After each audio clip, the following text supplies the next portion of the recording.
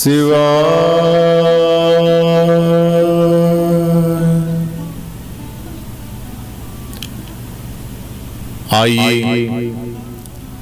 आज हम आपको बहुत सुंदर ही साफ सुथरा एक सूत्र बताते हैं, जिसको जीवन में उतारने से आपके घर के अंदर, आपकी जिंदगी के अंदर यह लोक और परलोक दोनों लोगों को पावन पवित्र करने वाला सूत्र बताते हैं आपको। कलयुग का जीव है, इंसान है, मनुष्य है, हर चीज में स्वार्थ चाहता है। तो उसके स्वार्थ को देखते हुए दोनों सूत्र कि उसका यह लोक भी बढ़िया रहे, सुंदर रहे, अच्छा रहे और आगे का लोक भी उसका सुधर जाए। दोबारा से नाना प्रकार की योनियों के अंदर नाना प्रकार के जूनियां जो हैं उनके अंदर उसको ना आना पड़े। परमपिता परमेश्वर की शरण में, श्री हरि की शरण में उसकी जो आत्मा है वो वहीं विलीन हो जाए। तो ऐसा सूत्र हम आप सभी भक्तों को बता रहे हैं। कलयुग के अंदर बहुत प्रधानता है एक सिद्ध देव की। वो सिद्ध देव कौन है? सिद्ध देव है हमारे हनुमान जी महाराज। आपका यह लोक भी अच्छा रखेंगे और आपका परलोक भी अच्छा रखेंगे। कलयुग के अंदर जीव की इतनी तृष्णा हो गई है, इतना भिखारी हो गया है कि पल पल के अंदर उसे पता नहीं क्या क्या चाहिए, कैसी कैसी समस्याएं हैं उसकी। उन समस्याओं के निवारण के लिए उनको समाधान चाहिए।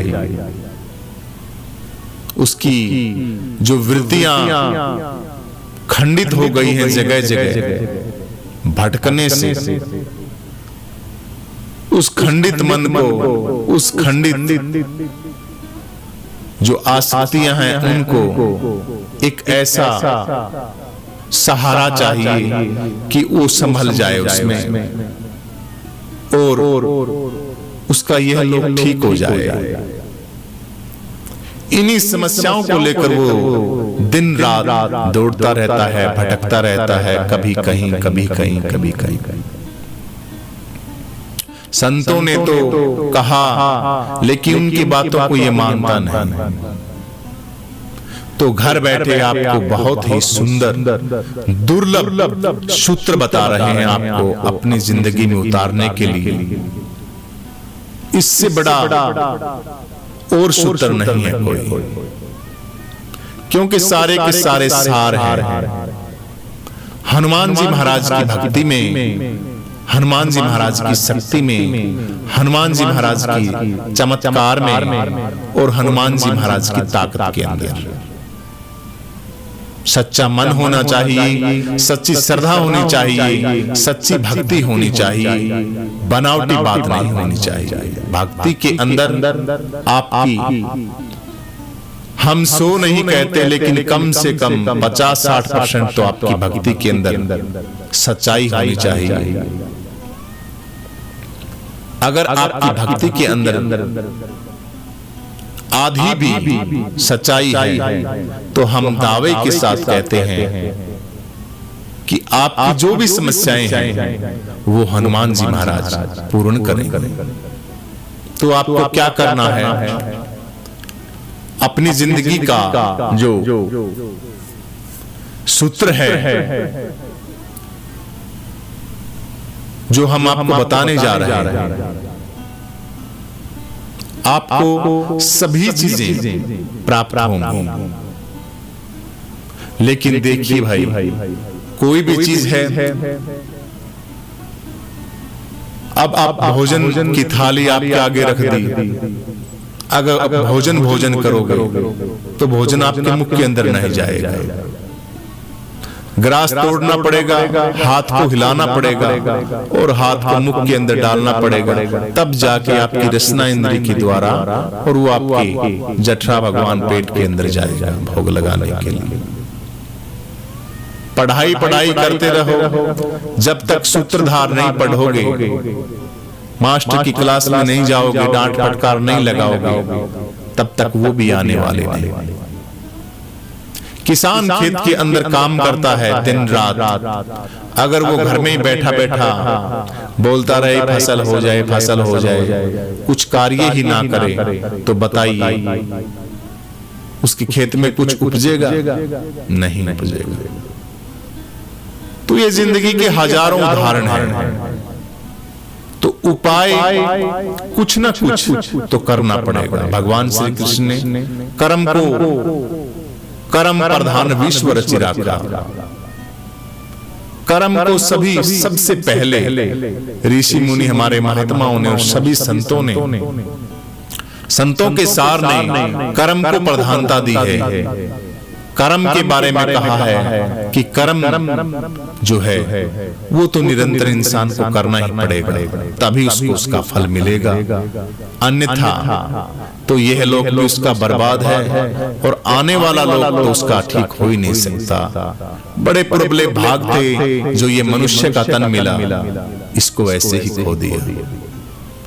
तो मेरे कहने का मतलब है, हमारे कहने का, कि जो सूत्र बता रहे हैं वो सूत्र आपको अपनी जिंदगी के अंदर उतारने पड़ेंगे, तभी जाके बात बनेगी। और फिर देखना, आप 50% इस सूत्र को अपनी जिंदगी में लागू करके देखना कितना आनंद आएगा अपनी जिंदगी के अंदर, कितनी खुशी महसूस होगी आपको। और धीरे धीरे जो जैसे जैसे इस सूत्र का पॉजिटिव ऊर्जा बार बार करने से आपकी बुद्धि के अंदर आएगी, आपके शरीर के अंदर आएगी, सभी के सभी कार्य आपके बहुत ही सुंदर तरीके से बने। तो क्या सूत्र है? सबसे आसान सूत्र है, सुबह उठते ही स्नान किया। अब आपको क्या बताएं जिंदगी के बारे में इंसान की।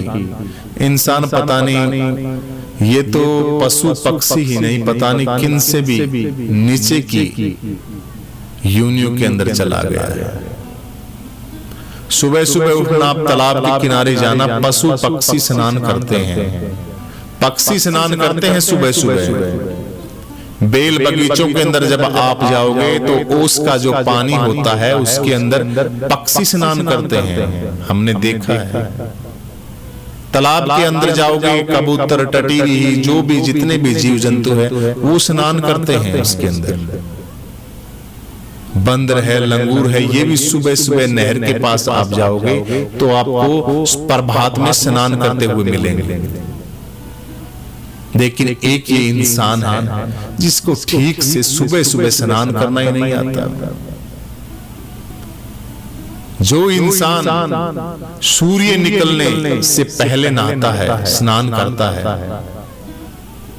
उस इंसान के पास किसी चीज की कोई कमी नहीं रहती। हमेशा ईश्वर का, परमपिता परमेश्वर का आशीर्वाद रहता है। और जो इंसान सूर्य निकलने के बाद स्नान करता है 8, 10, 11 बजे, तो बताइए उसको यश कैसे मिलेगा? प्रभात में उठिए, राक्षस वृत्ति है उसको त्यागिए। सुबह सुबह उठ के आप कुछ भी ना करें, लेकिन स्नान करना चाहिए सूर्य उदय से पहले। 5 या 6 बजे लास्ट है, उसके बाद तो आप स्नान करो या ना करो बरोबर है। 6 बजे से पहले आपको स्नान कर लेना चाहिए। स्नान करने के बाद अब इसका भी बहुत बड़ा महत्व है स्नान का, कि क्यों करना चाहिए स्नान। स्नान इसलिए करना चाहिए, हमारे शरीर की जो त्वचा है, इस त्वचा के ऊपर करोड़ों खरबों जीव रोज, जिनको हम क्या नाम ले उनका, मतलब कि पसीने के रूप में जीवाश्म होते हैं, गंदगी के जीवाश्म होते हैं। परमपिता परमेश्वर का शरीर बनाया हुआ है, लेकिन जैसे ही पसीना जब निकलता है, पसीने जब संपर्क में आता है वातावरण के, तो करोड़ों खरबों अरबों जीवाश्म शरीर के बाहर चिपक जाते हैं। पूरा शरीर सारा का सारा गंदगी में हो जाता है आपका। अब उस गंदगी में शरीर को लेके आप कुछ काम करोगे, कोई भी चीज करोगे, तो बताइए कैसे होगा। सबसे पहले शास्त्र ने, संतों ने, महात्माओं ने तो ये बताया कि 1000 काम छोड़ के और स्नान करना चाहिए आपको। लेकिन हम उस चीज को नहीं समझ पाते और ना ही अपनी जिंदगी में उतारते। उसका दुष्प्रभाव ये होता है कि इंसान के अंदर जो वृत्ति है, जो उसकी उस तमोगुण वृत्ति को छोड़ जाती है और रजोगुण तमोगुण के अंदर पूरा का पूरा शरीर हो जाता है। इसलिए सुबह सुबह उठने से, जब आप सुबह उठ के स्नान करोगे, स्नान करने के बाद वो जितनी भी गंदगी है वो पानी के संपर्क में, जल के संपर्क में आने से वो धुल जाती है और शरीर पवित्र हो जाता है। 50% शरीर वैसे ही हल्का फुल्का हो जाता है। तब आपका माइंड भी बढ़िया रहेगा, दिमाग भी बढ़िया रहेगा, शरीर बिल्कुल हल्का हो जाएगा। उसके बाद आराम से आइए, जो मंदिर की आपकी जगह है, चारपाई है, जहाँ पे प्रतिमा है परमपिता परमेश्वर की, या जैसे भी आपकी साधना का जो भी स्थान है, वहां आराम से बैठ जाइए। याद है तो याद कीजिए, और अगर याद नहीं है आपके तो एक छोटी सी बुक लीजिए। किसकी? श्री हनुमान चालीसा की। हनुमान चालीसा का महत्व बता रहे हैं आपको कि कितनी ताकत है इसके अंदर, इतनी भयंकर ताकत है इसके अंदर, जिसका हम आपको हमारे मुखारविंद से बता नहीं सकते। हनुमान चालीसा में कितनी ताकत है, कितनी जगह पूरे ब्रह्मांड के परमपिता परमेश्वर का वर्णन आता है हनुमान चालीसा के अंदर। आपके मुखारविंद से कितने संतों का मुख से शब्द निकलते हैं ईश्वर के। पूरी रचना, पूरी जीवनी, पूरा सार, सारा का सारा हनुमान चालीसा के जितने दोए हैं, उनके अंदर एक एक शब्द के अंदर एक एक ग्रंथ डाल रखा है स्वामी तुलसीदास जी महाराज ने। जब वो वाणियां आपके शरीर के अंदर प्रवेश करती है, तो एक वातावरण की एक्टिविटी होती है, पॉजिटिव ऊर्जा की। जब आपका स्विच लगेगा हनुमान चालीसा के इस ग्रंथ के अंदर, तो आपके शरीर की जितनी भी नेगेटिविटी ऊर्जा है वो सब खत्म हो जाएगी धीरे धीरे, और आप चार्ज होने लग जाओगे। सारे विषय भोग, विषय वासना सब की सब आपकी खत्म हो जाएंगी। जो दिमाग के अंदर जितनी गंदगी है, धीरे धीरे जब आप करता अभ्यास की जड़मती होई सुजान, रस्सी आवे पाट पे कर देती है निशान। सूत की रस्सी पत्थर पे निशान बना देती है। पत्थर जैसा आपका दिमाग, पत्थर जैसी आपकी बुद्धि, जो निरंतर गंदगी के अंदर रह के उस चीज को भूल गई है, उसके ऊपर आप निशान बनाइए हरि नाम का, और श्रद्धा भक्ति भाव के साथ संत तुलसीदास जी महाराज का ये हनुमान चालीसा मीठी मीठी वाणी के साथ गुनगुनाइए और गाइए इसको भक्ति भाव के साथ। आइए हम भाव के साथ चलते हैं श्री हरि के श्री चरणों में, और ये महावाक्य संतों के मुखारविंद से निकले हुए समाधि के अंदर संत तुलसीदास जी महाराज ने हनुमान चालीसा की रचना की थी। उसको आप अपनी वाणी से गुनगुनाइए और देखिए आपके घर के अंदर क्या मांगते हो आप। छोटी छोटी आपकी इच्छाएं हैं, बिल्कुल छोटी छोटी, और ये तो ऐसी ताकत है जिसका अनुमान लगाने के लिए आपको बार बार साधना करनी पड़ेगी, तब पता लगेगा आपको। हमें तो पता है भी इन महावाक्यों के अंदर कितनी ताकत है, लेकिन जोहरी होता है उसी को पता होती है वस्तु का। और जो बेवकूफ होता है वो तो वैसे ही डाल डाल के लाल को फेंक देता है। वो लाल का एक पोटली निकल आई खेत के अंदर, हीरों की छोटे छोटे लाल, और वो खेत की रखवाली कर रहा था किसान, और वो उसके अंदर वो डालते हैं, उसके अंदर रस्सी का होता है, उसके अंदर वो डाल डाल के और घुमा घुमा के उसको चिड़ियों को, जो भी पक्षी थे उनको उड़ा रहा था किसान।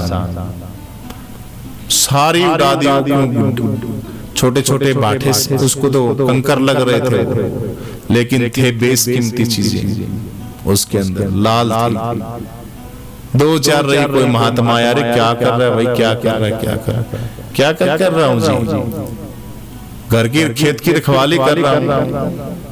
अरे खेत की रखवाली को ये कहां से मिला? ये तो बोले हमने यहाँ खोदा था, ये नीचे निकल गया, कुआं खोदा था पानी के लिए, नीचे निकला है ये। अरे बेवकूफ, ये बड़ी बेशकीमती चीज है, इसको तू ऐसे क्यों गवा रहा है? क्या कीमत है?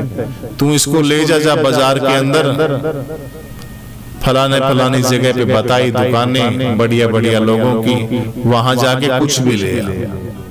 अब जाके उस दुकान के अंदर जब वो वस्तु दिखाते ही सबके होश उड़ गए, ये तो बेशकीमती है, इसकी कोई कीमत ही नहीं है। मेरे को ये दे दो, 1 किलो आटा दे दो, चीनी दे दो, अरे भाई तुम कुछ भी ले,